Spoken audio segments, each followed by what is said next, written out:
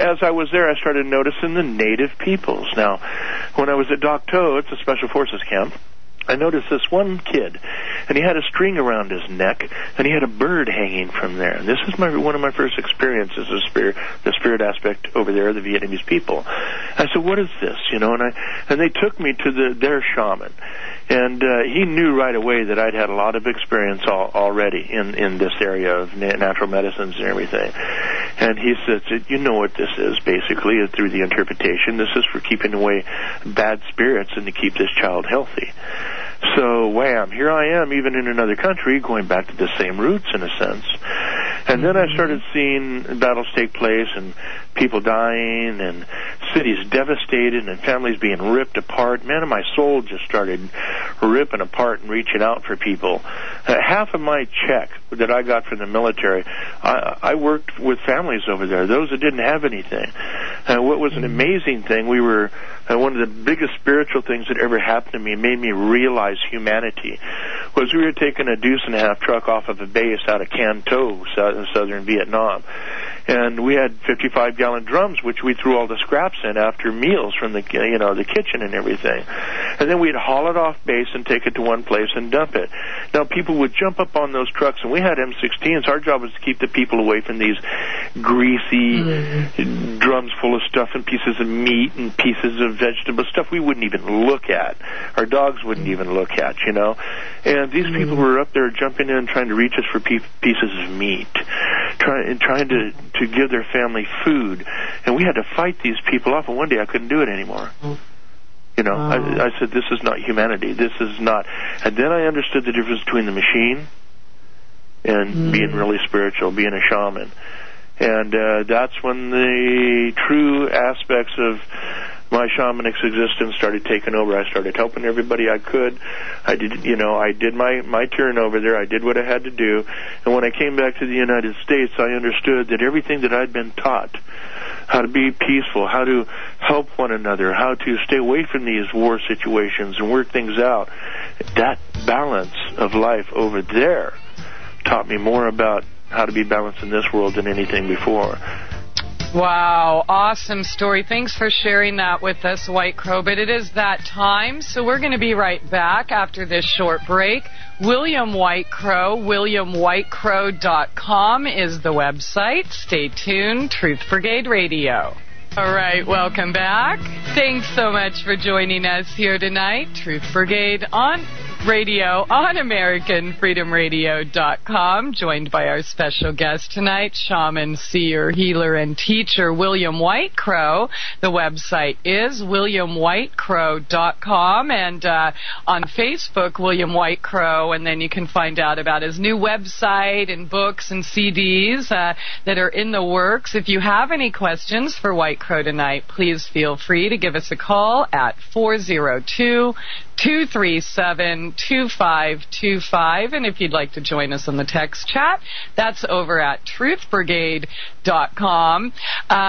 Okay, Dream Journeys, we're going to get into that here in just a minute, but just to kind of follow up with your journey, White Crow, I mean, I was just listening or thinking about what you just shared with us, and is it fair to say that the same people you were fighting against by day, you were helping at night? Yeah, in a way. Wow. You have your VC and your Viet Cong and your NVA hardcore and stuff of this nature, but you look at the people out there. No, we're not going out and trying to give the VC money here, but I would make sure that families had food that didn't have any. I had a Sickalo driver that would take me anywhere, and if danger was in that area, go, oh, GI number 1, over there, VC, no good, you no go there. You see, so these people actually help protect us, and at times they even let us know by their actions if we were going to be attacked or not. Wow. And they say, you be careful tonight, things of this nature. So, it took me to a humanistic aspect there, because these people didn't want that war there any more than we did. It was all just a political, situation happening. Of course, as all are, but... Yeah. Wow, it had to be, some beautiful, beautiful moments, but I guess in finding that journey in balance, I guess it was kind of necessary.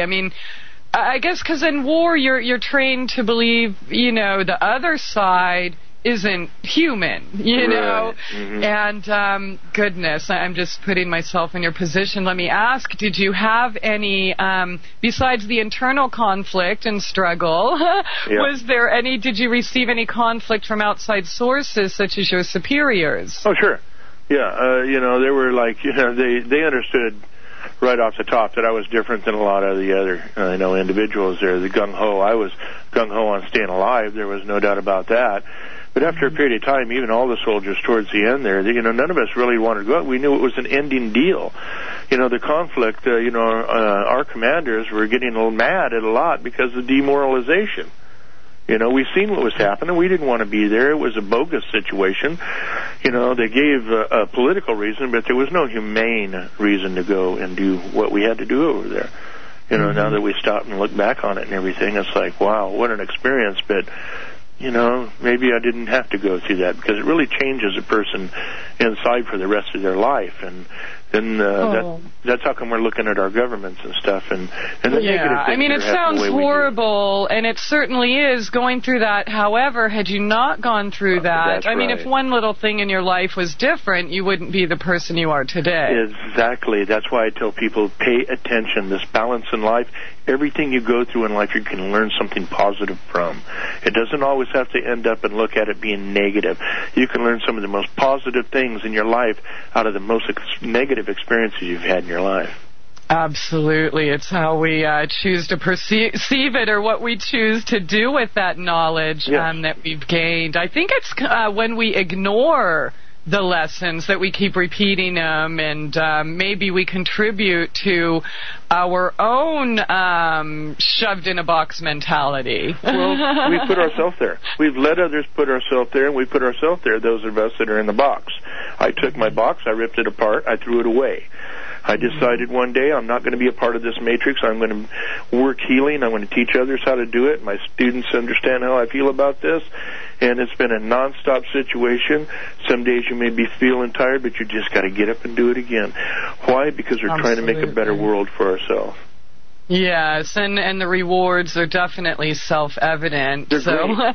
You've been helping people for over 30 years, of course, different means. You have sweat lodges and Rites of Passage, vision quests, and as we talked about earlier, well, the topic tonight, dream journeys and different readings and past lives and such. But when we were talking about, or you and I, when we were talking before the show, I think we both agreed that we all have this within us, we just kind of forgot. Well, I'm glad you said that, because you're 100% right here. We all feel the true us inside. We've been taught to act a certain way, to think a certain way, to be a certain way, all of our lives. Not once have many of us been told, who are you? Find out who you are. Now, in the traditional native ways, they do that. You go on your vision quest, you're seeking a vision, crying for a vision. You want to know who you are. You're looking for an answer from the Creator themselves, not by going through a minister or going to a church and everything, even though these things can be very positive influences in people's life. When you get down to the point, you're talking in sensory depths here. You're looking for truths beyond the physical here. And once you get these answers, it's unbelievable the changes you make in your life. And what I mean by getting these answers, you'll feel something that's true. You'll know it's true inside. And if you follow those things, you'll be led in the right direction that you need to go. But we've been taught to think other ways, really, instead of the way we really need to be. Learn who we are, learn our aspects of life and the true energies of the other side, the spirit world, because we live in a symbiotic relationship. We have the physical body and the spirit body. Mm-hmm. If the spirit body leaves the physical body, it drops. It doesn't work anymore. Mm-hmm. So it's just a car. And the main thing that, we have to understand here is a lot of people can't understand the aspects of spiritual life that open up to you once you start this journey. And you have to understand that there's a lot of them. Absolutely. And the passage or the journeys of our energy body or ethereal body, the astral body, just as much as real. It's working whether we know it's there or not. So yes, it is. For those of you that think that that's weird and only those people have that energy body and only those people can astral travel or whatever, dreamtime journeys, you're doing it too. You just don't Everybody can remember it. Everybody can do it. Everybody can do the things I do and more, whether it's touching a person and seeing their life or feeling their energy if they're down or up, and emotionally. You can, people call, remote viewing. You can all do it. You have all done it. You just don't pay attention to it. The key here is remembering who we were. This is a more important thing. We've always been taught not to recognize what we really are.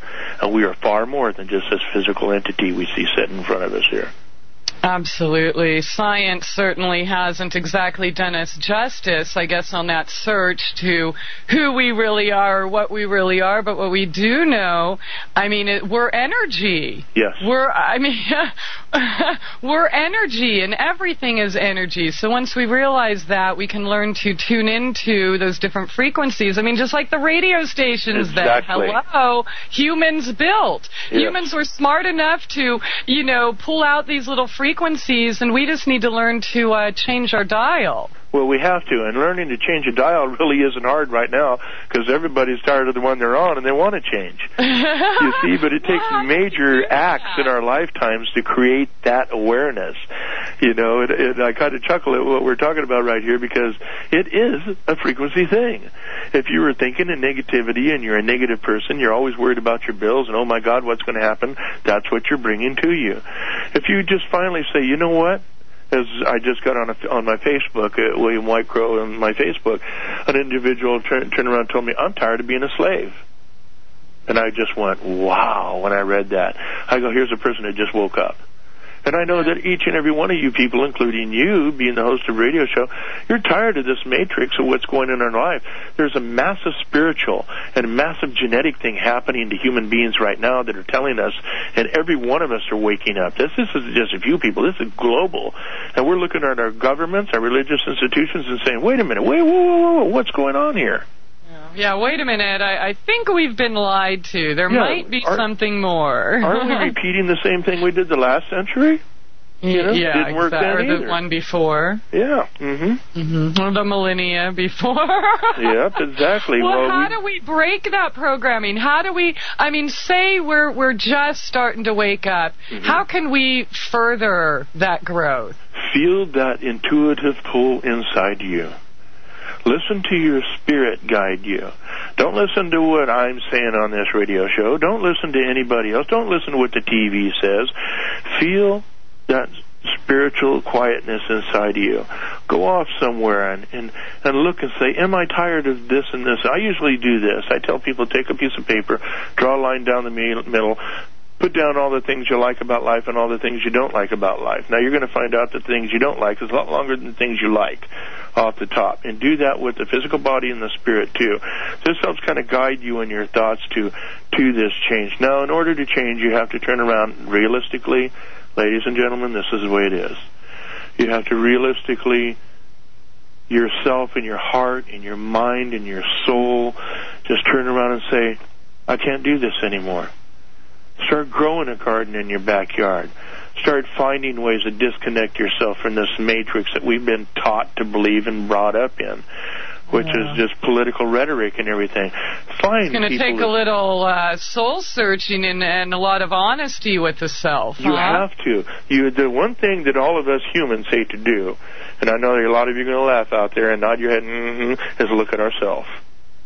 We always like to look at everything external. We like to say, well, the reason I feel this way is because so-and-so. No, ladies and gentlemen, it is totally up to us on how we're going to react to a situation. And the more we're at peace and in tune with ourselves and have a balance with Mother Nature and our local people around us, and our families, our brothers, our sisters, and our friends, once we have and start striking up this balance, we know that we want to keep other people happy just like we want to stay happy. And that is the difference here. Once you wake up and you say, I don't want to be a part of this anymore, you simply start creating a new life. And there's people like me on the radio show and like your host here and like Christie and everybody and a lot of other people out there on many coast-to-coast radio, a bunch of them out there, are trying to wake people up and say, listen, you don't have to live this life.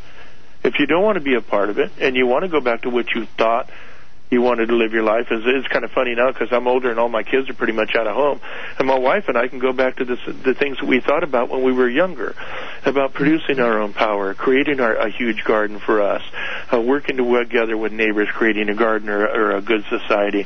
This is where you start putting your energies. All the negativity you hear on the news, you start letting it go.